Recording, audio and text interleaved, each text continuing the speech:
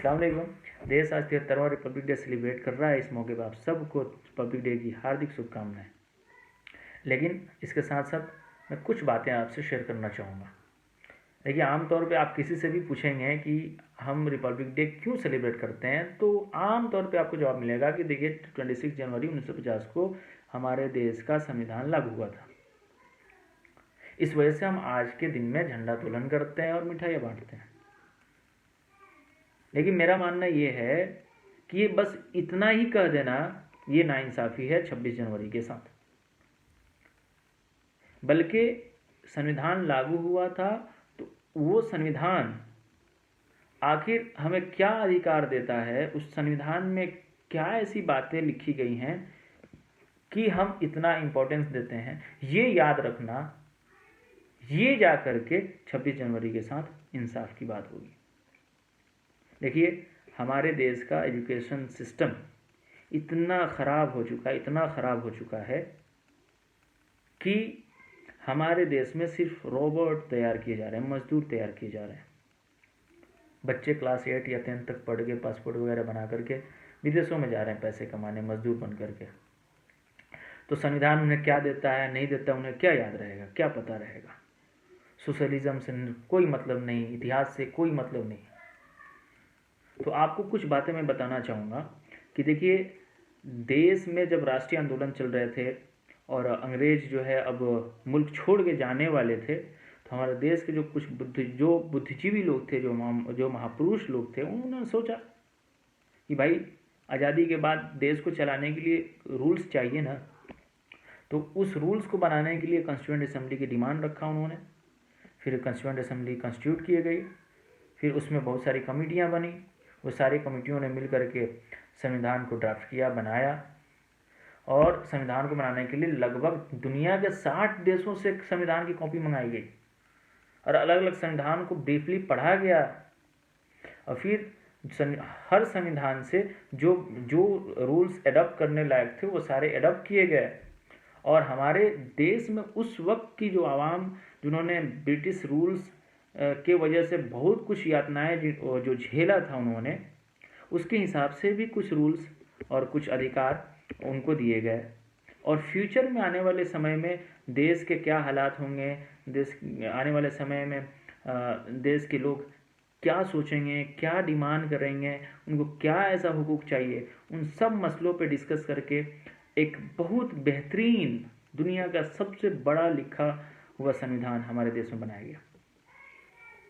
तो किसी भी संविधान का दिल जो है वो उस संविधान का प्रियम्बल होता है।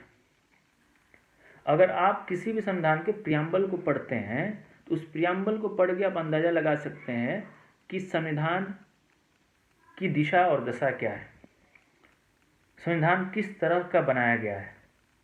तो अगर हम अपने देश के संविधान के बारे में बात करेंगे तो उस संविधान के प्रियम्बल में 9 वर्ड्स का जिक्र किया गया है। इस 9 वर्ड के मीनिंग को अगर आप ब्रीफली समझ लेते हैं और उस पर अमल कर लेते हैं तो तब जाकर के आप सही में 26 जनवरी सेलिब्रेट करने के हकदार हैं। ये 9 वर्ड जो है अपने आप में ये डिफाइन करता है कि हमारा देश कितना खूबसूरत है और हमारा देश का संविधान बनाने वाले लोग कितने बड़े सोच वाले थे, कितने महान लोग थे। वो 9 वर्ड है: sovereign, Republic, democratic, socialist, secular, justice, fraternity, equality और लिबर्टी। देखिए, हमारा देश जो है संविधान से चलता है, कानून से चलता है। और यही संविधान हमको बताता है कि हर वो सिटीजन जो इस देश को एक सूत्र में बांध के चलाने का प्रतिज्ञा करता है, हर वो नागरिक जो भाईत्व की बात करता है, ब्रदरहुड की बात करता है, देश की यूनिटी और इंटीग्रिटी की बात करता है, वही 26 जनवरी मनाने का हकदार है। हर वो नागरिक जो डेमोक्रेसी की बात करता है, जो सोशल जस्टिस की बात करता है, जो लिबर्टी ऑफ एक्सप्रेशन की बात करता है, लिबर्टी ऑफ स्पीच की बात करता है, लिबर्टी ऑफ फैथ की बात करता है, लिबर्टी ऑफ वर्शिप की बात करता है, वो सही मायने में 26 जनवरी मनाने का हकदार है। यही संविधान हमें फंडामेंटल राइट्स देता है। इसी वजह से हम 26 जनवरी को मनाते हैं। ये याद दिलाना अपने बच्चों को भी हमारा कर्तव्य है, हमारा ड्यूटी है, और अब खुद भी याद रखना हमारा ड्यूटी और कर्तव्य है। तब जाकर के असल मायने में हम 26 जनवरी सेलिब्रेट करने के हकदार हैं। सिर्फ 26 जनवरी के दिन झंडा तोलन करके लड्डू खा लेना ही ये 26 जनवरी के साथ नाइंसाफी है।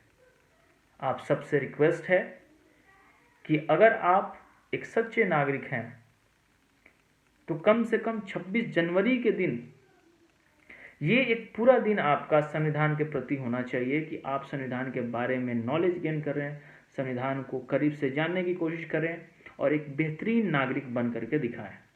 26 जनवरी हमें याद दिलाता है कि हमारा देश सेकुलर है। 26 जनवरी हमें याद दिलाता है कि हमारा देश डेमोक्रेटिक है। 26 जनवरी हमें याद दिलाता है कि हमारा देश रिपब्लिक है। 26 जनवरी हमें याद दिलाता है कि हमारा देश सोशलिस्ट है, यहाँ सोशल जस्टिस की बात होती है। यहाँ पे किसी भी धर्म और जाति और पंथ के आधार पे किसी के साथ भेदभाव नहीं होता है। 26 जनवरी हमें याद दिलाता है कि बहुत सारे अलग अलग स्टेट होने के बावजूद भी हम एक हैं और सिंगल सिटीजनशिप हमारे पास है।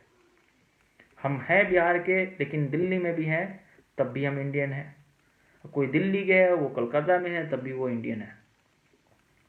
26 जनवरी हमें याद दिलाता है कि हमें लिबर्टी ऑफ एक्सप्रेशन है, लिबर्टी ऑफ फेथ है।